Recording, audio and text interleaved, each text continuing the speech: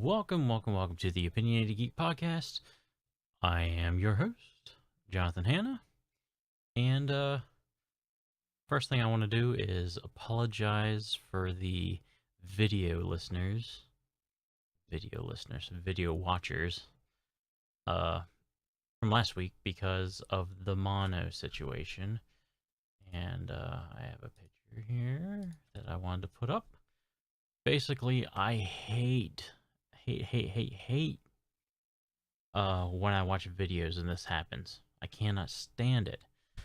It's not bad when you already have a mono source, such as a little Bluetooth speaker or your phone or laptop speaker. But even though laptops nowadays are getting into stereo, but I can't stand putting on headphones or listening into nice stereo speakers and having somebody's voice only come out on one side of the screen or one side of the speaker. And that's what happened because I was completely uh, disorganized last week due to I even started the podcast and I was even talking while my microphone was on mono or was muted. So yeah, overall wasn't a great week. It was kind of bad for my 20th episode for my podcast. Uh, it was actually kind of ruined by that. Now the audio listeners, they got to listen to it as it should have been because I was able to go into my audio software and change it to mono instead of stereo. So instead of the left speaker it just coming out of, it actually came out of both. So yay. But that was due to the fact that I was using Streamlabs OBS, and like a fool, I just assumed that everything was set up in the old settings for my game stream. What do you even call these things? I guess they're I guess scenes, but whatever. So I got one for my I guess profiles. So I got one for my podcast and one for my when I stream my game. So what I did was I had the when I started the new scene, I just assumed that my settings would transfer over, except for like your basic stuff. But I thought for sure my sound settings would stay the same, but they did not. So I now have that fixed, and you should be able to hear it through both speakers if you're listening to on computer speakers or TV, stereo, whatever.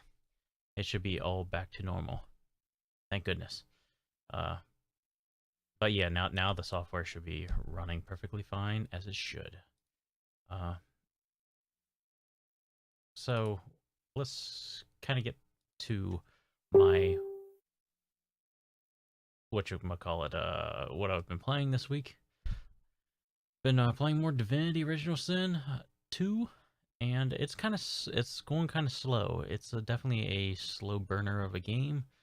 Uh, the the most littlest things take the longest amount of time. That's not bad necessarily when you're playing the game, but if you're streaming the game, I don't think it's a very fun game to maybe stream, or at least people might not like it.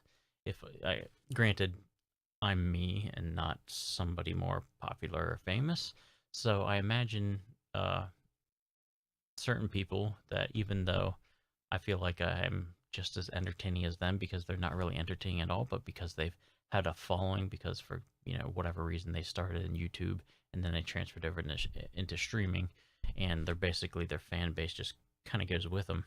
They're not really entertaining when they stream, but people are willing to sit down and watch them because they like their content from wherever. So overall, I'm not getting the views. Now, granted, I'm lucky to get one view, but typically I would get one view on Far Cry 5 or Witcher 3 without any problems. Divinity Original Sin 2, it's kind of if somebody does hop on, they hop on for a second and then they just bounce type of thing. So I don't think it's a streaming game, but that's okay. And you know, not all the games I am going to play are not going to be for everybody.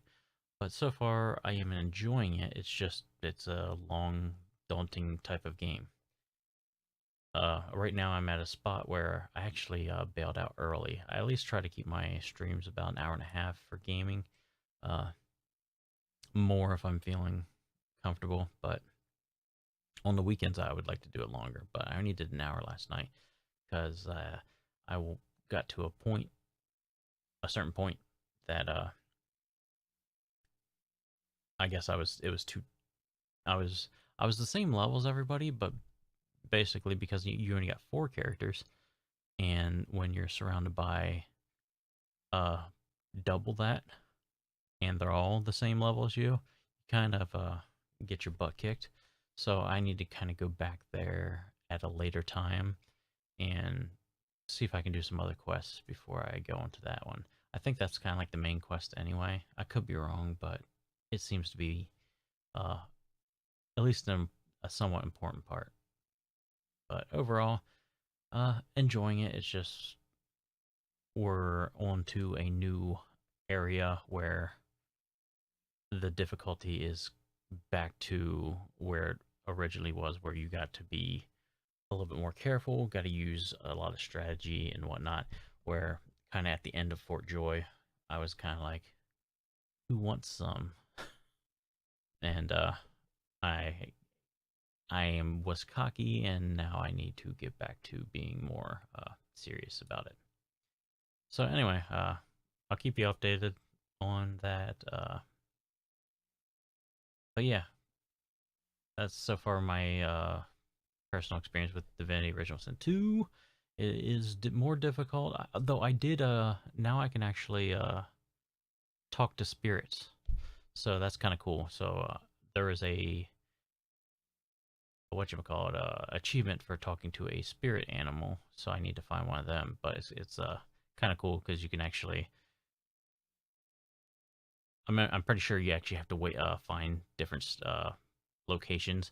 But like if you find like a bunch of dead people, you should be able to cast that spell and start talking to dead people. So that's kind of cool. And then of course you talk to animals. So it's got really unique uh, uh, mechanics to the game that make it a more interesting game.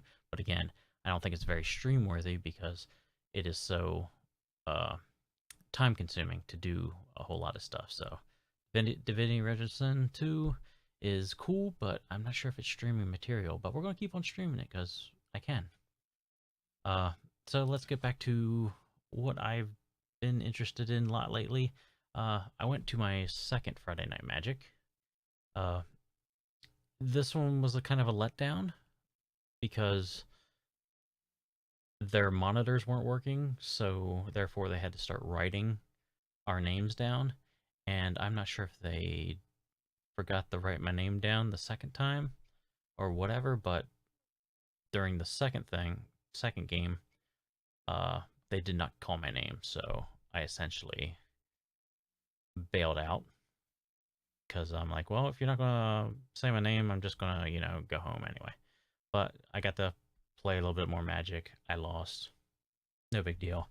We're learning still. But overall, I think I'm gonna actually really like this. Though I will. The more I've been investigating Magic, the more I've been starting to realize that the the game itself, if you like the game, awesome, play it.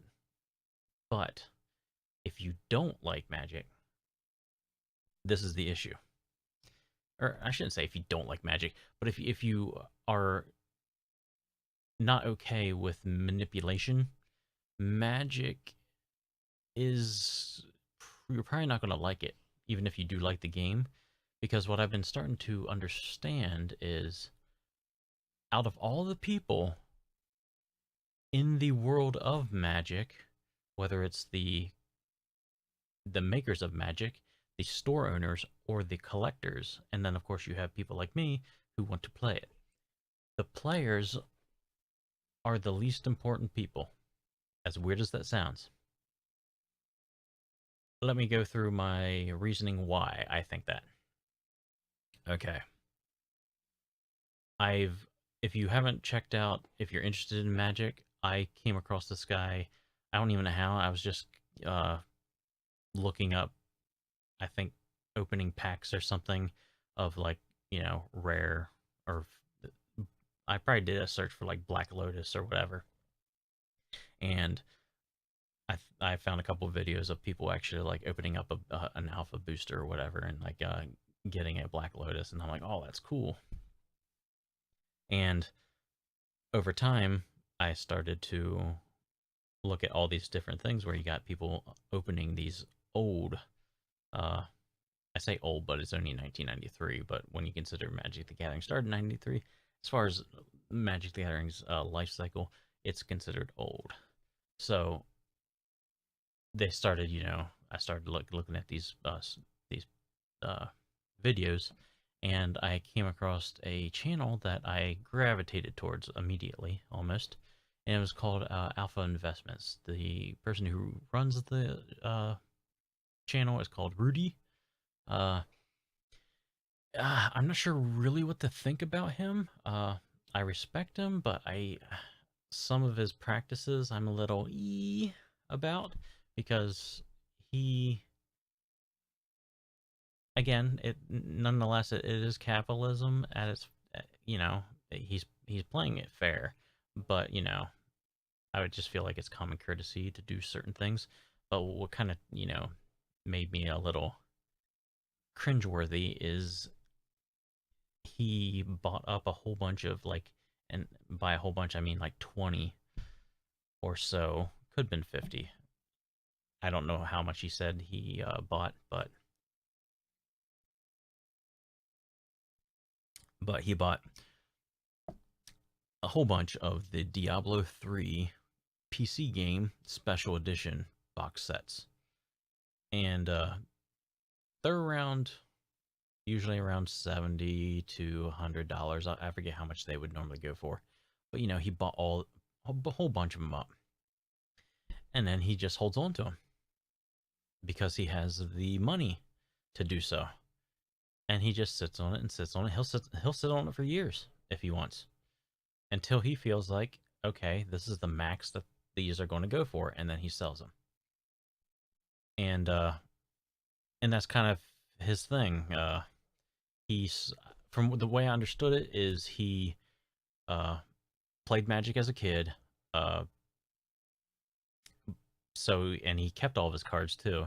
So he's got still a lot of his original cards, and then he did the proper life thing and went off to college and got a job. As far as I know, this is what's I'm hearing off the internet. I have no idea.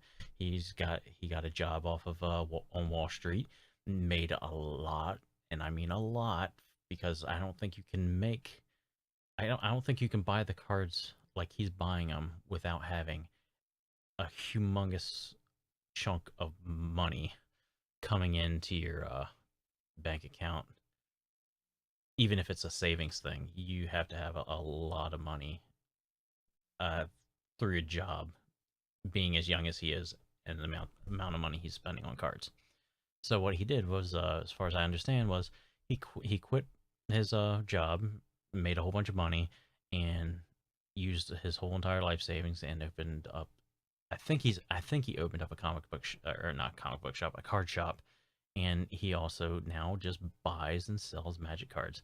And his channel is called Alpha Investments, and he goes and he can tell you a lot of really great stuff. In fact, one of his last videos, he said about an IRS form, if you're making under $18,000 to $20,000, somehow, I forget how he described it. I'm not sure if it's a savings account type of thing, but basically, if you fill out that form, essentially, when you do your taxes, the government will match that by 50% or something like that. I don't know, but basically, he said that's a way to start a business if you can just start saving like $100, a paycheck or whatever. But again, really good information, but that's where I'm like a little bit worried about him.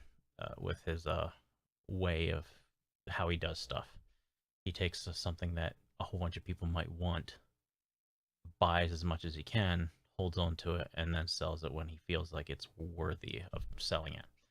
Uh, Now, Magic the Gathering, that's completely fine. That's a I guess the Diablo thing, it's a collector's thing too. But it's one thing to open up a whole bunch of packs and like, hey, there's a Black Lotus, hey, there's a Mox, there's this, there's that, or and then later also having the money to buy these cards and then buying them because you want to collect them.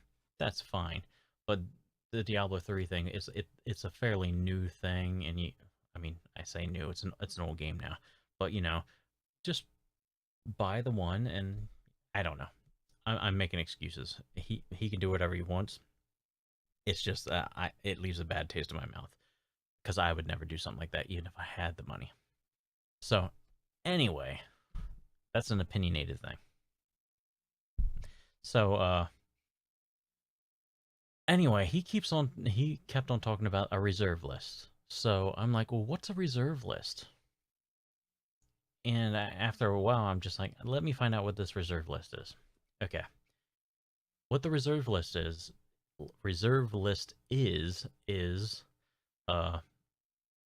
around the time that I started, so like 2 years, well, we'll say 3 years, because it started in 93 and I started around 95. When I started playing Magic the Gathering as a kid, they had I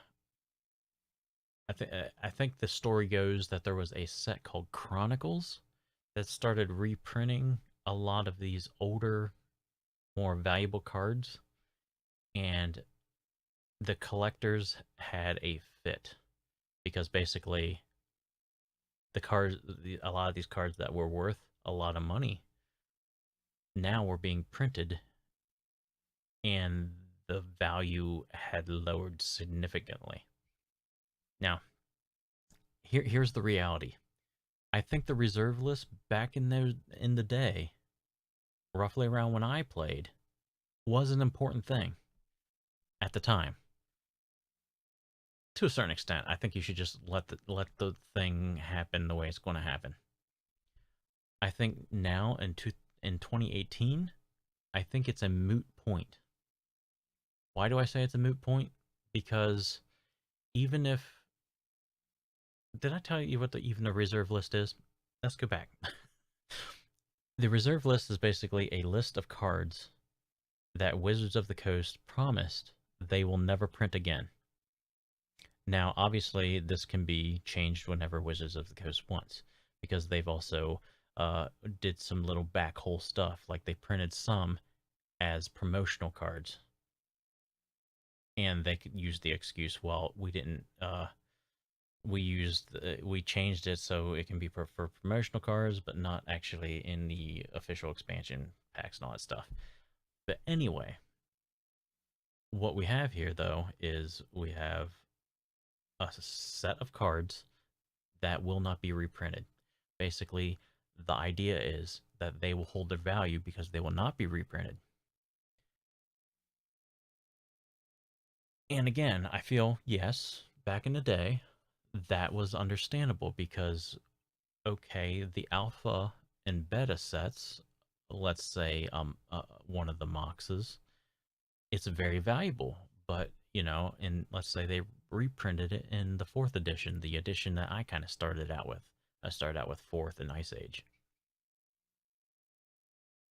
Well, yes, that Mox will definitely go down in price because at the time, why spend a whole bunch of money for an alpha or beta Mox when the player could just pick up one out of a 4th edition box of boosters, and it's definitely true that can happen. But the further along that we get, the more that a collector is going to want to collect. So therefore, the alpha and beta and revised aren't they're not going to lose value. They might lose a little bit. I mean a little bit. Because here's the issue that I see anyway. The player wants those cards to play with. That's all they want. That's all they want the cards for. I mean, it would be cool to say, "Ooh, I have a Black Lotus," just to say you have a Black Lotus. But it's like, yeah, but this is the 20-year-old reprint card that's not worth anything because it's from a set that's 20 years old, and this is a new set that you just got this out of. It's not going to be worth anything. I mean, it's going to have some value, but not. It's not going to be $7,000 value that the Black Lotus is going for now. Now, I want to say when I started, I could be completely wrong, but I want to say the Black Lotus was around $600 when I started playing. I could be wrong, but I want to say that's how much it was. So, and of course, over time, it's gotten bigger and bigger and bigger with the price that people want for it. So again, at $600, it's doable. Me personally, I wouldn't want to spend that money to play with a card. But at $600, if you really wanted that card, it was definitely doable. Now, we are now separated. If you ask me, there is the collectors, and then there's the players, and that's all you have. As a collector, you're going to want the alpha and beta, and those prices are probably going to sustain because they are alphas and betas. Where if you we'll do the core set Magic. Let's say if they bring out a core set Magic 2018, that's what you're going to get. You're going to get that Black Lotus. People will use it, but it won't be worth anything. Somebody described it kind of like as if Moby Dick. If you if you go to Barnes and Noble right now and bought a copy of Moby Dick, is it going to be worth a couple $1,000s? No, because it's like the thousandth of an edition print. But guess what? If you buy a first edition copy of Moby Dick, I'm not sure how much they go for, but I'm sure you're going to be spending hundreds, if not thousands, for a first edition copy of Moby Dick. Again, if collecting, you're going to want the best version. You're not going to want the crappy version. And the crappy version is not going to allow the first edition to not make a lot of money. So that's where I feel like the reserve list is kind of pointless now. So that's in favor of the collectors. Wizards of the Coast is saying, we're not going to make any money to players because you want to complain about your cards losing value, and therefore it's not a collector's card game now. The whole idea of a collector's card game now should be just like, I have all the cards, I collected them all. Not that they're worth value necessarily. It's ironic that these cards hold value. Because I guarantee if I looked up the Star Wars trading card game that I had originally got into a little bit there for a split second, and I bet you I look up those card prices, they're not going to be worth anything. I could be wrong, but my guess is they're probably not. Unlike Magic, that somehow magically, no kind of pun intended, it's actually worth something, just like Pokemon. Pokemon's got cards that are apparently worth a lot of money too, which I could have got in on that too, but I just felt like Pokemon was a video game, not a card game. So, joke's on me, because it's both. Wizards of the Coast is pandering towards collectors, not players. Now, there are some people that play Legacy, and they will play with their Black Lotuses, but they also probably have Black Lotuses that they've never touched, type of thing. So, Okay, there, and now we're going to talk about the storefront uh, side of things. Uh, when I played Magic the Gathering, it was just with friends. There was no formats. It was get a whole bunch of cards together, make a deck, and play some Magic the Gathering. Now, since I've gotten into it, they're like, oh, we have formats, and I'm sure there was formats because there was pro tournaments back when I first started. In fact, actually, for a short period of time, I'm not sure if you can still find them. I'm sure you can if you can find alpha and beta stuff that's unopened. But they had the world champion players, like the top 3 or top 8 or whatever, and you could buy their decks that they used in special reprinted, like it would have their signature and stuff on them. For a brief amount of time, I actually always would kind of thought it would be cool to own one, but I realized those decks might actually be worth something now, just because they probably didn't make much, and even though they're reprints of cards and they're probably not legal to play, their value might actually be worth something because they're unique cards, and they probably made a small amount of them. So that'd be interesting to actually look into. So the formats really got me interested in, because I'm like, why is standard? Standard's the most popular format from what I understand, and what format is, or what did I say? Yeah, standard. So standard, what that is as far as a format is, they have format. They have standard, and then they have modern, and then they have legacy, and then I want to say they have vintage. I as far as I'm concerned, legacy and vintage is kind of like the same thing. It's like the first, you know, multiple expansions, but I could be completely wrong. If so, oh well. Uh, but modern and standard are the, I guess, main staples. In fact, when I go to Friday Night Magic, they have three formats. They got standard, modern, and they have Brawl, I think it's called now. Which Brawl is basically Commander, except a little bit different.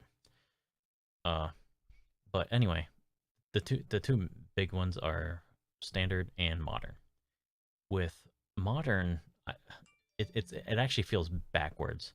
When I think of modern, I think of new cards, and they are new, but modern is on the backbone of legacy. So if you look at legacy and then you have modern format, it kind of makes a little bit more sense.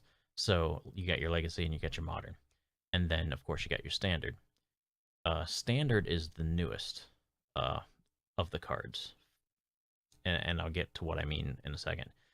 Modern, basically, I don't think it has quite exactly the newest sets, but it has like up to 50, maybe more, but roughly around, I would say like 50 expansions. Hey, how's it going? So with modern, you got a lot of cards to choose from. So a lot of people are definitely afraid to go near that because there's so much choices to make a deck. Or standard is usually, from what I understand, it's only like a year to maybe a year and a half worth of expansions. So you have around 7 or 8 different expansion sets you can choose from. So this is where I feel like, again, it doesn't cater to the players. It caters to the store owners. So you do your Friday Night Magic, and then you essentially, what happens is you're only allowed to use those expansions. Well, the value is very high because you only have a short amount of time to get those cards that you need.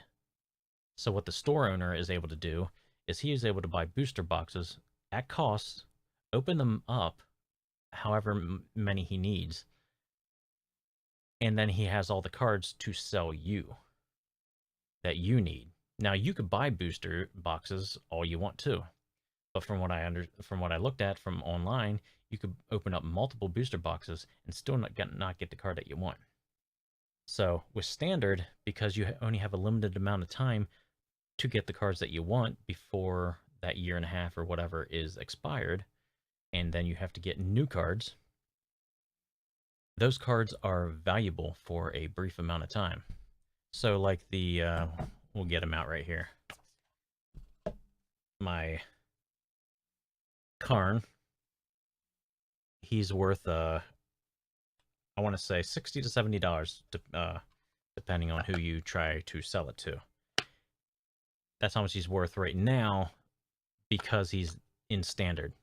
Now, due to the fact that he has colorless mana, so that means you can use any colored mana to cast him, he will still be valuable once he slips back into modern. So, but from my understanding is most people have said he's probably going to go down to roughly $25. So he's still valuable. He's just not $60, $70 value. So again, this is where I feel like the Magic Corporation is focused on the stores and the collectors, not so much the players. You would think they would care about the players because that's where a lot of the money's going. The collectors, they're buying old retro stuff that Wizards of the Coast don't even sell anymore because they're selling the new boosters from the new sets. So you would think they would care more about the people buying the stuff right now, but they aren't. It's just like the standard format. I think the standard format was designed. It has two benefits. It helps the players because it limits the amount of cards that you can play. So that means you can't make the perfect deck. Yes, it's a physical card game. Now they are working on. You can do a digital card game as well. In fact, they're working on Magic the Gathering Arena, which is kind of like the Hearthstone of their digital version. So it's got the flashy animations and all that stuff. But for the most part, it's going to be the actual card game in digital version. So the standard format is nice for the players to a certain extent, but I feel like it's also screwing over the players because it is making the store owners able to manipulate the people that need the cards that they need if they want to make their deck. So basically how I'm doing it is I'm just having fun with it. And if you're all about having fun and not worrying about being manipulated, you're completely fine. You just buy some cards and try to make the best deck you can with what you have. And that's kind of what I'm doing. But that so far is my biggest complaint probably because they restrict reprinting all the cool old cards because of the collectors and their little list of cards that Wizards of the Coast said they will not print again. And then, of course, you got the standard format, which basically boosts cards that really aren't worth the value that they are because they have a limited lifespan before they get phased out and put in another format that isn't as popular, mainly due to the fact that it's such a huge pool of cards that most people that have mastered Modern, they have mastered the actual decks and the cards and found out the perfect combinations. And a lot of people just don't have that amount of time. So they do the small amount of choices of cards in the standard format. And I would also even say that what you call it dang it, it's totally slipped my mind now. Drafting, there we go. Drafting is probably, and it seems to be that's the one that people are starting to really love, and I can understand why. How drafting works is you go to your shop or card store, and they also have this on, I think, Hearthstone. They have it on a lot of card games. I feel like they should do it with the digital card games is I think it should be free. But if you like the cards that you got, then you should be able to purchase them if you want. So basically how drafting works is you buy you you have multiple people. You have to have multiple people for this to work. And you buy 3 booster packs. Each person buys 3 booster packs. And then you open them up. Well, at least you open up one. You take the cards out, and then you look through them. And then you choose the one card out of that one that you want. And then you pass it to the left. And then, of course, you get what was left over from the last person as he passes the cards to you in the circle. So basically, you continue to pick them out, each card that you want, until there's no cards left out of the 3 booster packs that you originally bought. So the cool thing is you're having to make a deck on the fly. Basically, everybody's kind of on the same playing field. There's some people that kind of have the intuition to build a better deck with draft, but it's so hard to know what you're going to get that you're kind of on the same even playing field. So you're basically having a deck that's not very good, but the guy next to you has a deck that's not very good either. So it's a fun experience, and then you kind of get cards that you might not have in your own card collection. So it's kind of cool. I haven't tried it yet, but I'm really curious to. But money's been kind of short. But our card store does it every Monday, so hopefully will get to try it, and then I'll tell you how bad I suck. But right now I suck in general. So on to still kind of Magic the Gathering type stuff, but this can go for any card games. Exactly, nerf all the players. Again, I've seen videos about Ultimate Guard stuff, and they seem to be like the best brand out there to protect your cards as far as storing them. And I got their really kind of expensive deck box, I should say, and it's awesome. It's great. The only complaint is because it's got the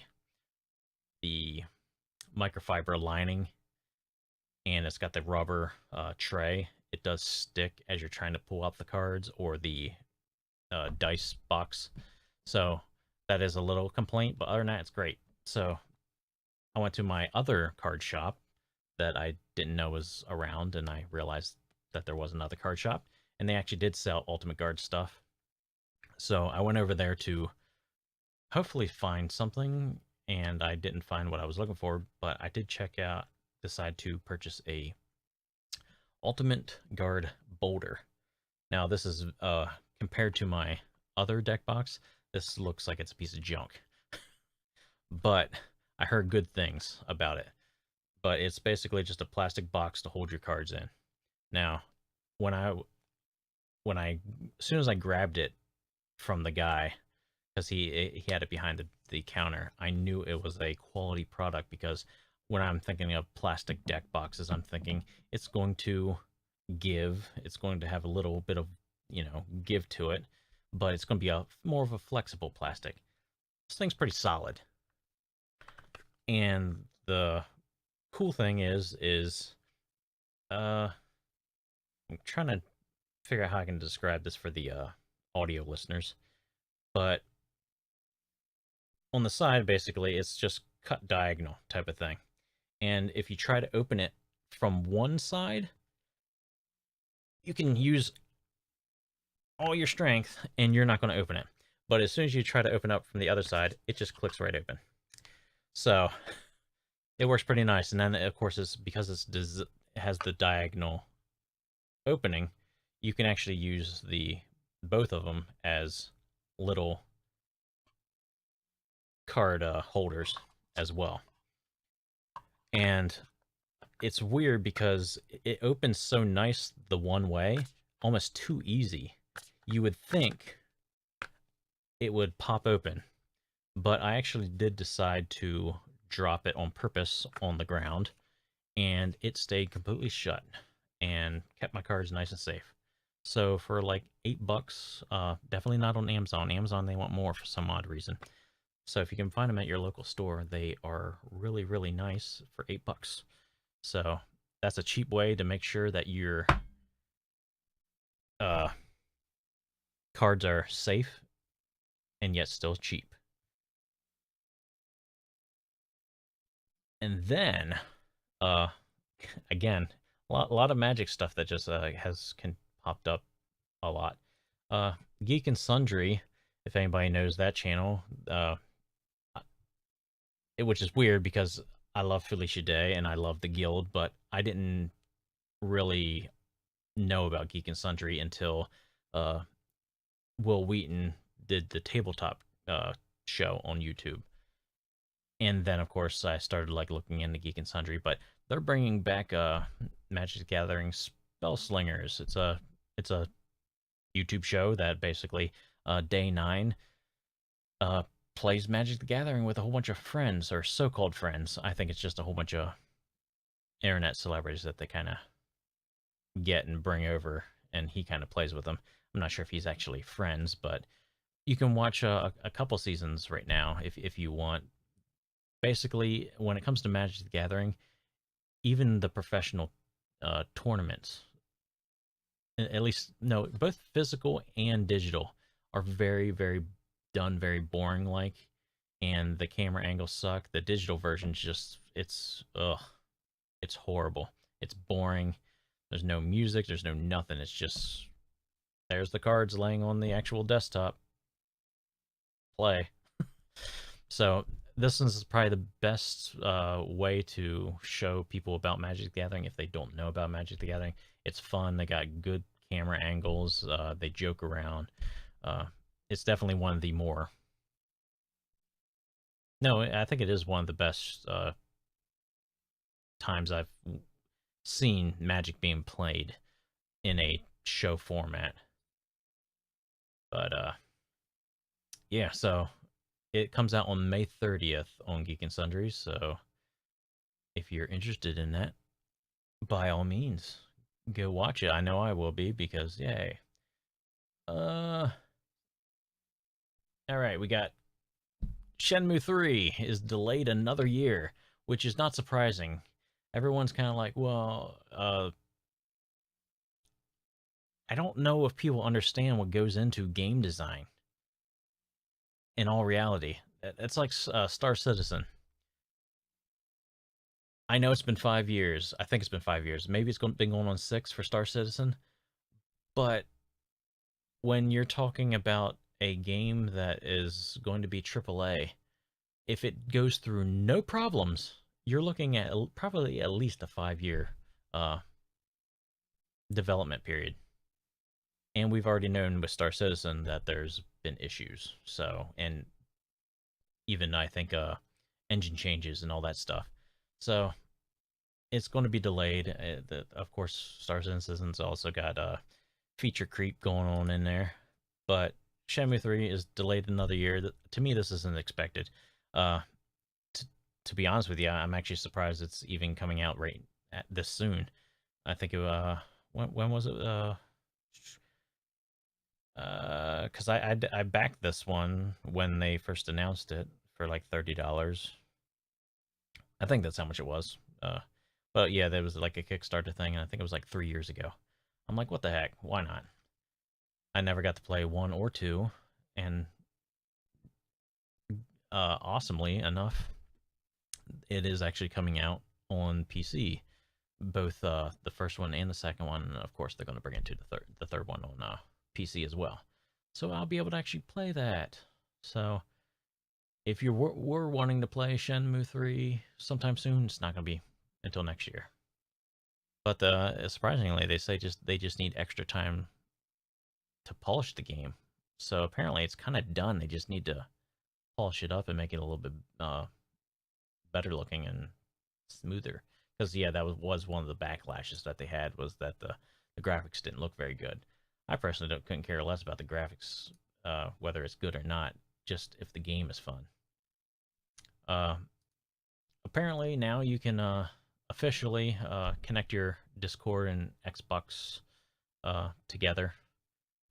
I thought it was going to be a little bit different. I'm not sure if it is designed the way I think it's supposed to be designed. Uh, from what I understand, that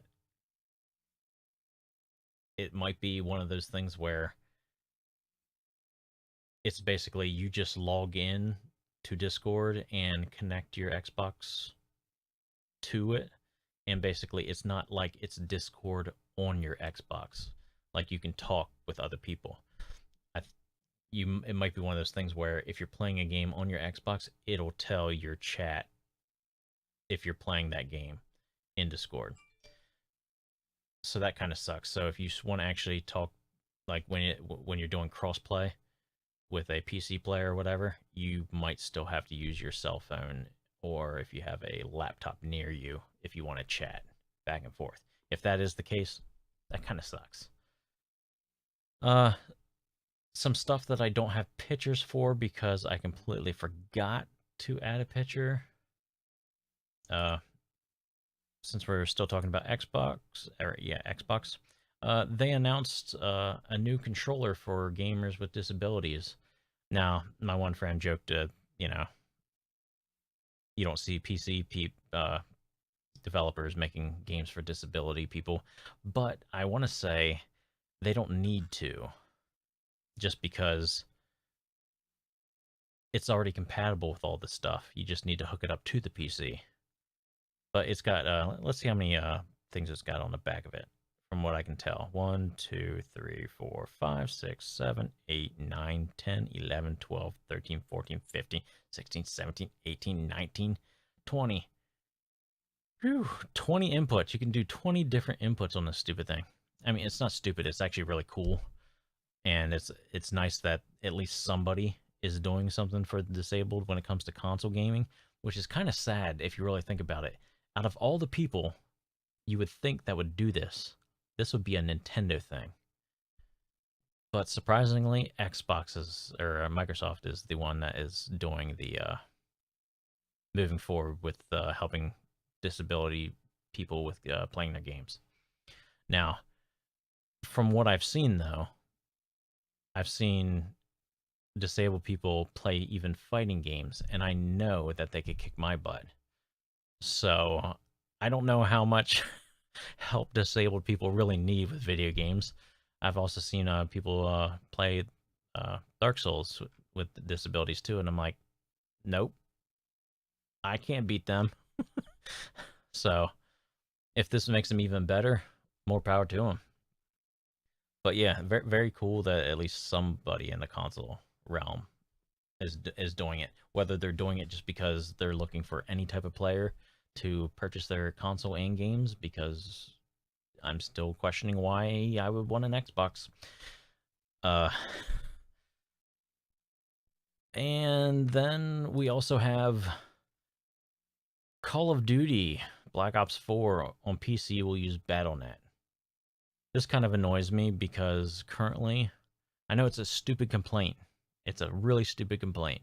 It's like a first world complaint. But I can't stand the fact that when I log on to Battle.net, I can play all my games, like literally all the Blizzard games, I can play them because I own them. I can't stand the fact that there's a Destiny 2 icon on the freaking thing, and I can't hide it, I can't delete it, I can't do anything, and I'm like, can I just not see that icon? Because I feel like it's almost taunting me. It's like, at least buy me so you can actually, start me up. And I'm like, no. So it's going to be really annoying if they are now choosing Battle.net as their preferred platform, which makes sense because Battle.net's been awesome ever since Warcraft 2. I'm not sure about Warcraft 1 because I was never a part of I never got to play that. I started with 2. But if they start actually doing this as their main platform, they need to start doing, I feel like, a Steam platform where you need to, or a Uplay platform or something where you can see the games that you can buy, but not the games, and then you can actually show just the games you own, all that stuff, because it's really annoying to see those icons. It's almost like it's free advertisement. It's like, hey, you want to buy me? It's like, no, but you're a junk game. I don't want you. And both Call of Duty and Destiny 2 are junk games. So, yeah. Okay. Let's move on to something else is stupid. They announced that they have the new trailer for the Charmed reboot. I don't know if it's because I'm getting older or it's because Alyssa Milano's not in it, but this doesn't seem interesting at all to me. I don't know if it's because you have the one sister who's looks like she's in her 30s, and then the other girls who look like they're maybe 16. So it's obviously it's going to be on the CW, so it's very CW-ish. It's very uh high school drama feeling, where I didn't feel like the original Charmed was uh that high schooly feel. It seemed like young adults living on their own and having jobs and having to deal with kind of like real situations, where this seems to be, you know, social media, cell phones. I could be completely wrong, but it seems like it looks like it's going to be like that kind of crap. So I'm so far not interested, and which is sucky because I kind of like that theme of stuff, but it doesn't strike the characters don't, I guess, resonate with me so far. I could be wrong. Maybe if it shows up on Hulu, maybe I might take a gander at a couple of them, but overall it doesn't seem to grab my attention. This one grabs my attention for all the wrong reasons. They just announced a new Thundercats and it looks horrible. It's called Thundercats Roar, and here's my opinion about it. Whether it's I mean, again, this is one of them things where you could literally scratch out Thundercats and put anything and make the characters not look like like really cheesy cartoony Thundercat characters. And then you could actually have the show the way it probably already is and it would work fine.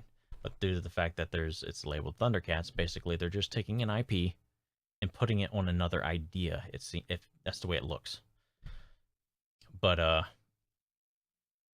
it's going to be completely comedy from the way I gather, and it's not going to have any serious motifs. I think that's the proper word. It's probably not. But yeah, so here's the way I feel about how this show is going to be, or why it's designed the way that it is. Animation is kind of dead, except for maybe over in Japan, and even then they're starting to use a mix of CGI along with the animation. So with the way I feel like TV networks are going now, it's like we can't invest a whole lot of money on something that might fail. So get an artist that can do a fairly crappy but still good job at doing some animation and art, but he has to be able to do it quick. So if the show starts to fail, we can cut him off immediately and we're not wasting a whole lot of money. And they can also pump out the shows when we need them to. And I feel like this is the way that this art is designed for. I feel like they've said, this is what we need if we're going to do new Thundercats. Find the artist, and then we'll shape the show around the art. And that's the way I feel like it. In fact, for the video listener, or the video watchers, I have the difference right now of the different designs of how bad animation has gotten.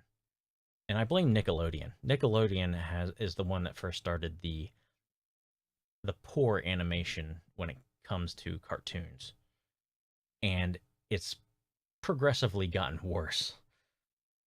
And I think this is now the pinnacle of just bad. And it's almost like I wish they would just go to the 3D route, because once you have the assets, you just need to animate them.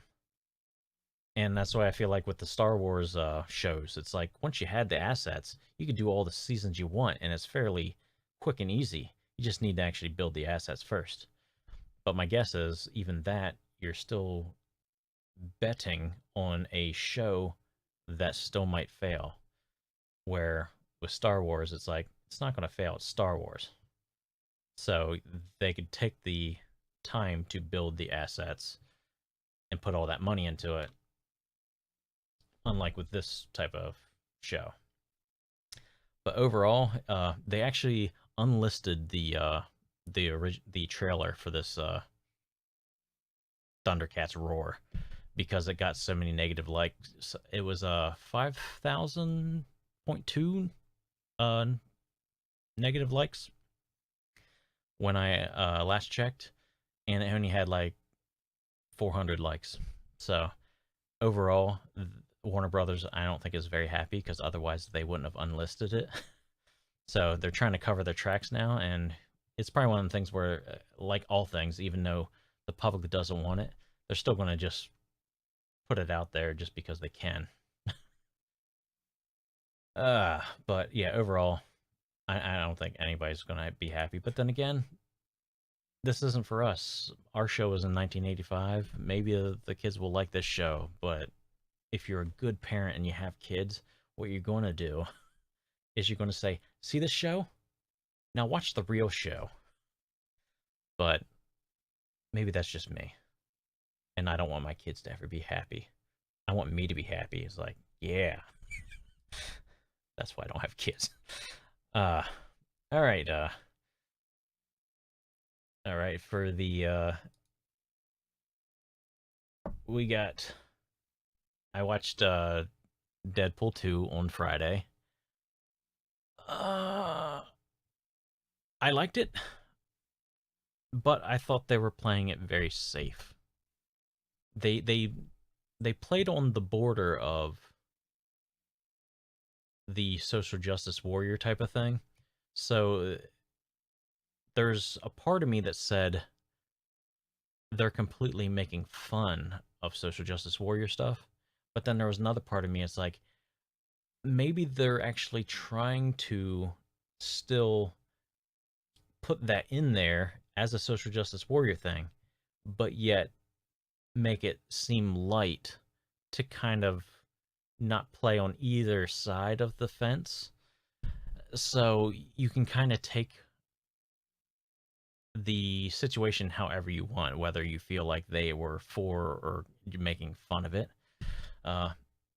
Either way, I'm like, you could have left it, or you could have kept it. You could have just gotten rid of it or left it in. I don't think it really would have mattered.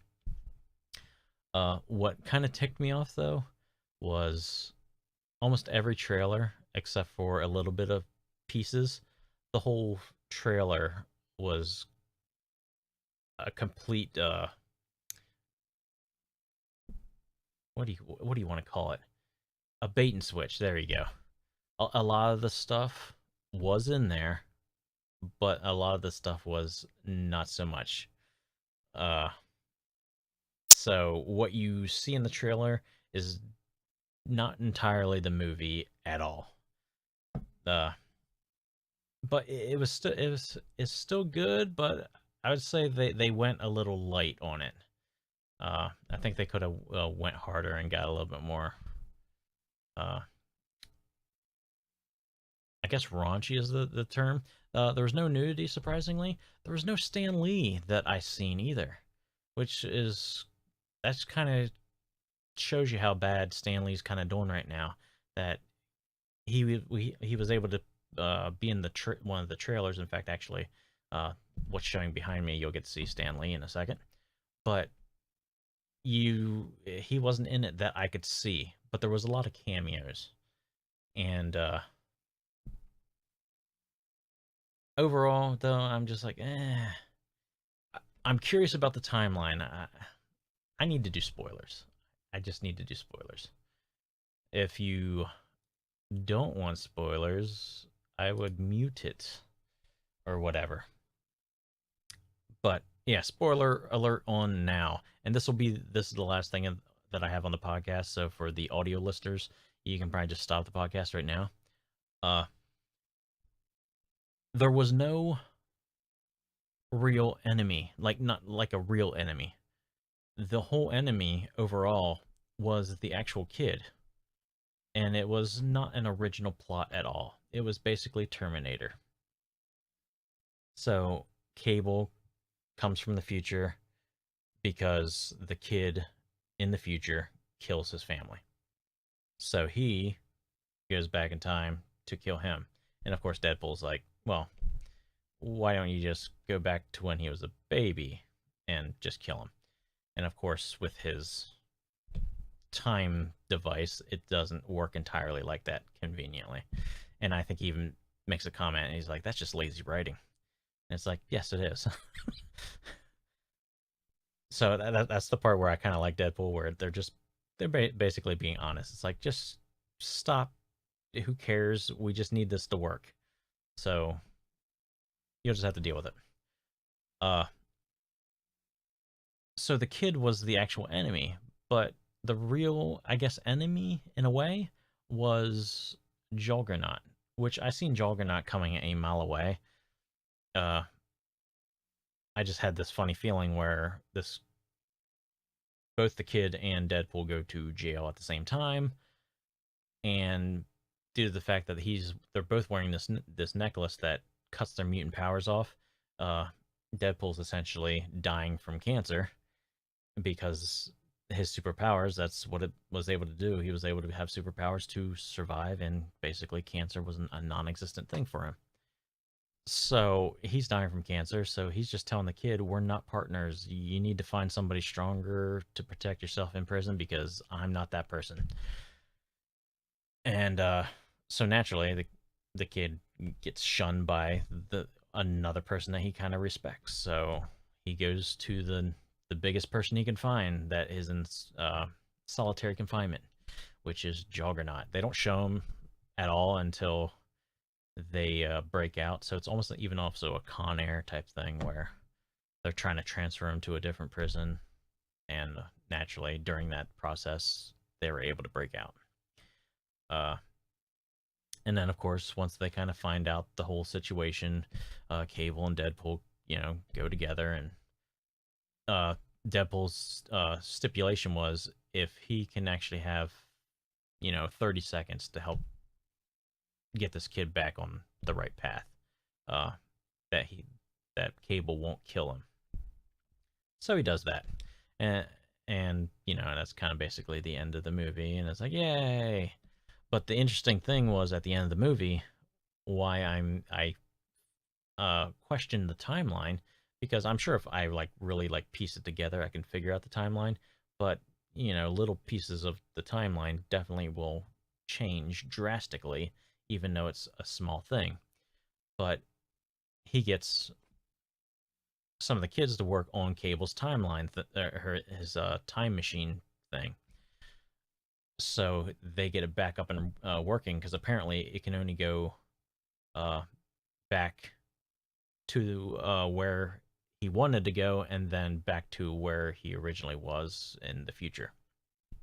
So they get it working apparently, so they can use it kind of whenever they want. So naturally, Deadpool goes back to, I forget what movie it was. Was it the first original Wolverine, where Ryan Reynolds is playing the crappy Deadpool with the sealed up lips and stuff? So he goes back over there. You get to see Wolverine, and of course Deadpool just shoots the sucky Deadpool in the head. So that Deadpool's gone. So if you're watching the original Wolverine film that Ryan Reynolds was in, Deadpool is technically dead. So that changes the timeline. So Wolverine doesn't actually fight with him on the top of the tower at all. So that's changed. He also went to the writer room where the writer from Green Lantern just finishes writing Green Lantern and shoots him in the back of the head. So he took care of that. Obviously, that's DC and not Marvel, so I guess there's no real timeline there. But yeah, I'm kind of curious about how that works. Of course, his in the movie, almost right at the beginning, like always in the trailers, she's like, "Kiss me like you miss me, Red." She dies in that very scene. I remember, if I remember correctly, uh, because a whole bunch of people break in, and he tries to protect her, but in the end, still gets shot. So he fixes that timeline loop. So essentially, the whole movie technically never happened if you want to think about it. Uh, so yeah, just the whole timeline stuff. I'm kind of curious about what that will mean in the next film that they do. But again, it still was had its little funny moments. They did another joke. Instead of having the small hand, they had the whole torso was missing. So at one point in time, he was actually walking around with baby legs. So it's like, ha ha ha. But again, I'm not a big fan when they do sequels and they play on the same joke that they did in the previous film. That to me is lazy writing. But overall, enjoyable. I'll get this when it comes out again too. But overall, I still like the first one. The one thing that they're getting right every single time is the soundtrack. The soundtrack, I don't know who's picking it. I'm guessing because Ryan Reynolds is such a big collaborator with making this whole thing happen that maybe he's the one picking out the music. But even someone who doesn't like hip hop and rap, when they choose to do hip hop and rap in the movie, it's enjoyable and it kind of goes with the theme. It kind of gets you pumped up. And then what I like about the soundtrack, for the most part, with Deadpool stuff, is the ironic music, the music that doesn't fit for the scene. I really like when movies do that. That's like the beginning of Watchmen, where they have the I forget what song it was, but Joker. What's his name? The Joker? I forget. But anyway, the guy that gets thrown out the window. They have the most upbeat, happy type music. Well, no, more romantic music. I would say, but overall, it's a very happy thing because it's not like a depressing, lost to love type music. It's more like a I can't believe I'm happy with you and in love with you type of music. And he's getting the crap beat out of him. I love contradictory music versus scenes. I also like in music in general when they have like depressing music but happy lyrics, or my favorite is usually happy music with depressing lyrics. Uh, so I always like the different opposites attract type of thing. But anyway, now that I've spoiled it, hey, you should probably go watch it. But yeah, overall, I liked it. Will I go see it again in theaters? I probably would if somebody wanted to go with me. Uh, Obviously, I can't use my movie pass because I already watched it, so I'd have to pay for it myself. Next week, I guess we'll be reviewing Solo. Uh, I have high hopes for that because right now, as far as the Star Wars universe goes, the the actual movies themselves, I have no the main movies, the main trilogies, like what with this 7, 8, 9. I had high hopes, but it's kind of dashed. I bought the was it 8, and when it came out on Blu-ray and DVD, I still have not been able to finish watching it. That's how bad I kind of feel like they are. So yeah, not very good movies. But Rogue One, I thought was awesome.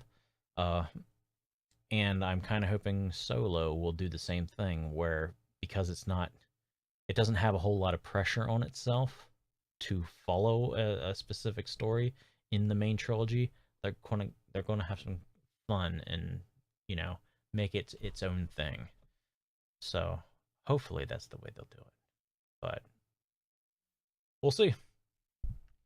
But anyway, we're going on an hour and 14 minutes, so I am going to say bye bye. And I think I'm going to try to learn a little bit of guitar so I can put it to my music that I'm working on. But anyway, we'll see you later. Bye bye.